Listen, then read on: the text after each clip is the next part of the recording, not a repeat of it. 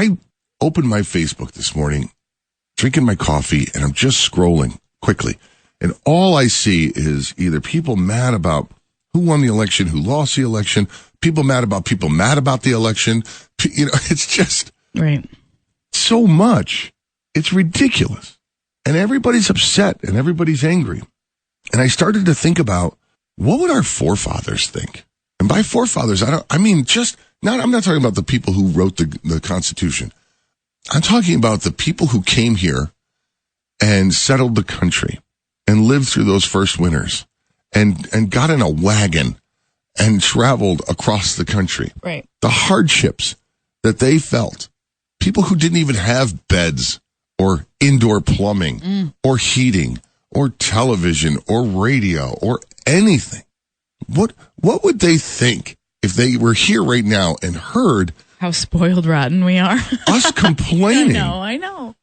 It makes me really sick when you really think about it. And we're complaining about the protesters, these young kids today.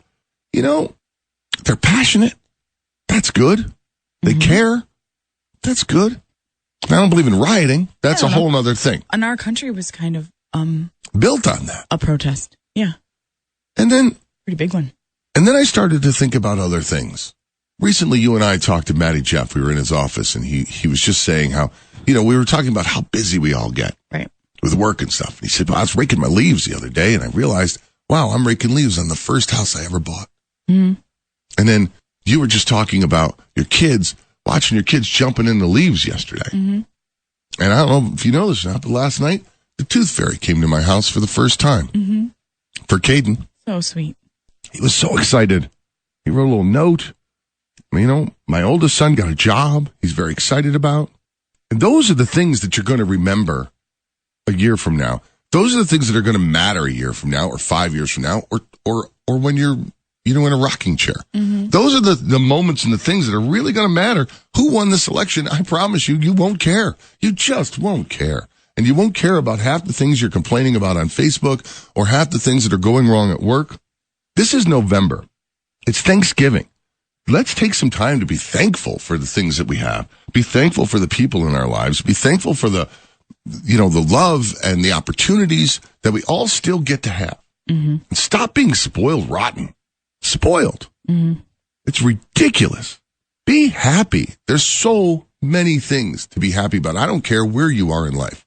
And it doesn't matter what it is. It could be the smallest of things, but hang on to that and hold on to that and feel good about it. It's okay to feel good about life and being happy. So I wanted to go over this 10 things that happened this year that nobody wants to talk about.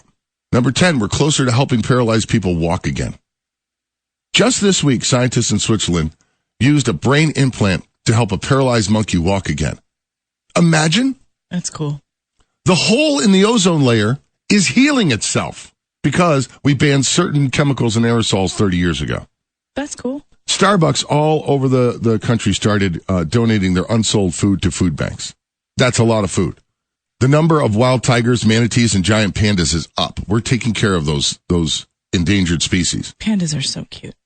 Back in July, volunteers in India planted 50 million trees in less than 24 hours. What? 50 million trees. Solar panels in California started producing enough electricity to power 6 million homes. That is a new record. And a solar plane flew around the world. Now, I remember 20 years ago, we just thought, the oil's going to run out and everything's going to be a big disaster. Guess what? We find a way. We're humans. That's what we do. In March, 800 hostages were rescued from a terror group in Boko Haram. We figured out a new stem cell therapy that can halt the effects of multiple sclerosis. And scientists may have found a gene responsible for ALS.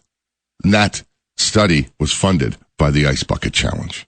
That's cool. Think about all of those things. And for God's sakes, people, just be happy. It's going to be okay.